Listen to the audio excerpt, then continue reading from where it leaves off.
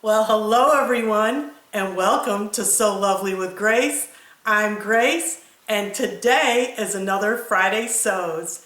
Every Friday morning, when I press that button on my coffee percolator, I know it's the beginning of my weekend and another Friday Sews. So this week, I was in a bag mood.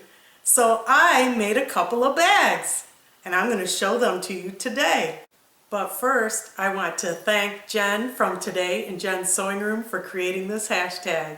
And I'm really looking forward to meeting you in March at the expo. It's going to be a great time. I had a video with a trip to Hobby Lobby and Joann's, and I picked up this vintage Simplicity 70s beachwear fabric. And I just loved all the colors, and I love it because of course it's vintage. And when I got home I said, I want to make a tote. I want to make a beach bag. I had this pattern instructions from Embroidery Library. It's a web page that has all these embroidery designs, and I had these instructions to make this little tote bag. They're making it here out of canvas with the butterfly design. That's the design that I wanted to incorporate, but I did my whole different take on it. So here's my bag. This is the bag, and I made it out of this flex foam, so it is quilted. I quilted on the white lines. You can't really see it, but this is all quilted, and I used this flex foam for the bag. It's F77 Pellin. You could get this at Joann's, and you could see it has a little thickness here, and I just quilted it right on the fabric, so it gave it some structure. That's what I was looking for. And then I added these straps for color, and then the highlight of the bag is this pocket with the Harvest butterfly design that you can get at Embroidery Library. And I tried to pull in all the colors from the fabric.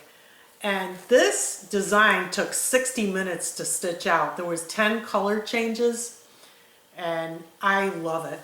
And then I put the cork as a trim because I really like the cork for this bag.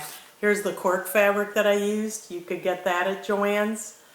And so I made the bag, and I'm really excited about it. And this is a nice size bag. I can put my towels, my flip-flops, snacks, drinks, bottled water, and I can grab my sunglasses anytime and soak up the sun. It's going to be fun carrying this bag on the beach. It's so colorful, and I love it. I went on Miarti Reusable. It's a YouTube channel where she does upcycling of various things and makes them into bags. And I found this pattern and I made this bag.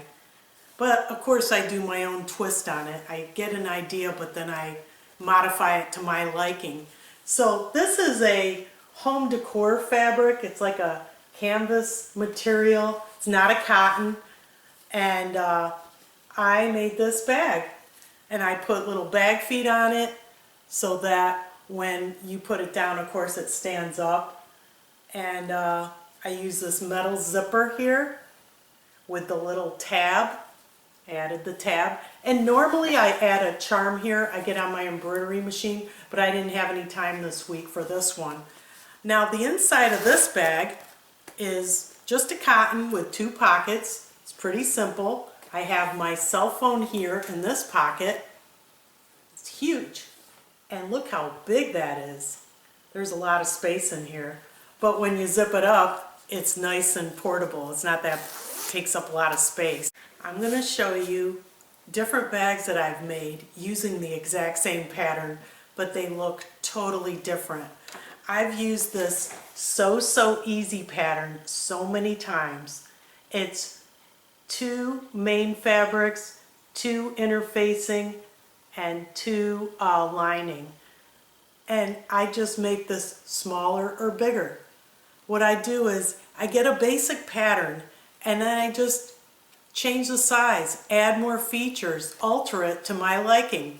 So let me show you some examples. This little So Easy pattern, I made this out of marine vinyl.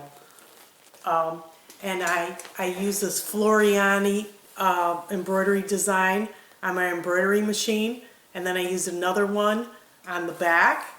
So I embroider it before I construct it. And then, oh, and I also did this, it's a decorative stitch on my sewing machine. Most sewing machines come with like 50 to 100, maybe more, decorative stitches. And then I added handles. So, and on this one too, I use that foam F77 for structure to keep it, you know, more stable. So this is one example using that little pattern from So Easy. Another one I made, and this is the same pattern, is this bag. Look at the size. I just made it bigger. I added bag feet to the bottom. I embroidered this from Urban Threads. This is their design on their website. I just downloaded the design and embroidered that. I added these little embellishments here, and I used my sewing machine decorative stitch to do the border. I added the handles. These are thicker handles. I even added this little keychain thingy with a cat. This is from Urban Threads. I just like that cat here. I thought it was sharp, and the tiger here. I thought that went together very well. And inside the bag, I added a little key holder. So this is where you put your car keys here. So when you're going through your bag, you're not shuffling for your keys. You just grab this and there's your keys on the end. So I added that myself, and I made this mirror with it. Now I've made this mirror many times. It's an embroidery garden design. This is embroidery garden. And as you can see, there's the mirror that you can make with your embroidery machine, and it has the template for the mirror. And you could buy the little mirrors on Amazon. I have a little bag here of them that I buy because I like to make these quite often. So that's what you can do with bag making. Get a simple pattern and alter it with different fabrics, different stabilizers, and you get a whole new look. You can add embroidery designs, decorative stitches, and you can really make your bag stand out. I also made a mirror for the red vinyl bag that I just showed you. Another bag that I've made multiple times with various fabrics is this Betsy White Sidekick sling bag. It has grommets here, and I really like this bag. It's unique, and it has a front pocket, or you can put both pockets, front and back. And I made this one out of this fabric I got at Joann's. It's like a decorative faux suede with the lining.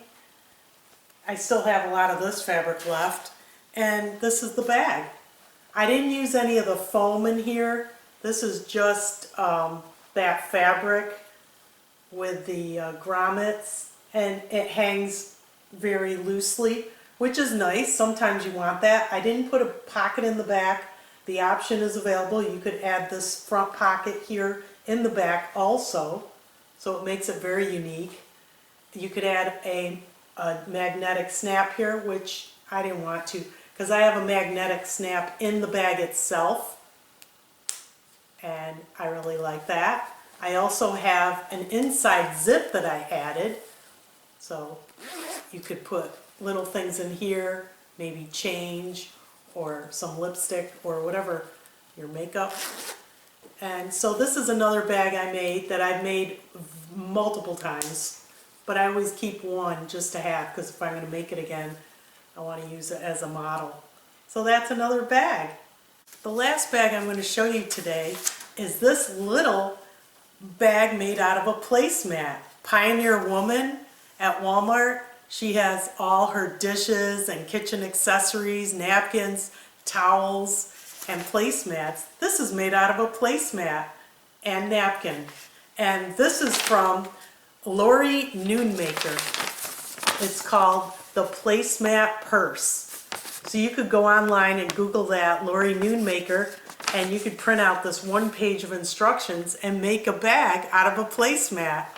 So I like to do that too. I like to make simple bags, more complicated bags, and totes, and I have some others, but that's it for now. What else I wanted to show you is what I'm wearing today. So in every video I hopefully wear a make. The top I'm wearing is New Look 6940. The one the model's wearing. That's the top I'm wearing. I love all the views except the one in the split front. I would never wear that. But here's a better look because I don't know if you can see the twist in the front, but this is the one I'm wearing right here. And I don't like view B, and I would wear all the rest.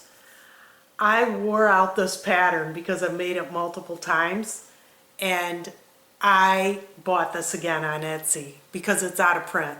So I made view A, the one with the cap sleeves and the twist front, right here. Okay, let me model it for you. This is the top, and it has a split, or not split, but the seam in the middle with the twist front. I brought this up an inch for modesty because it was too low. I love the little cap sleeves, and then it has one seam in the back. And hopefully you can see all that. So it's a pretty good pattern. This fabric I got at Joann's. It's a knit. It has a slight stretch. I would say like 25% stretch. And it worked out well. I used a sewing machine and the serger for this pattern.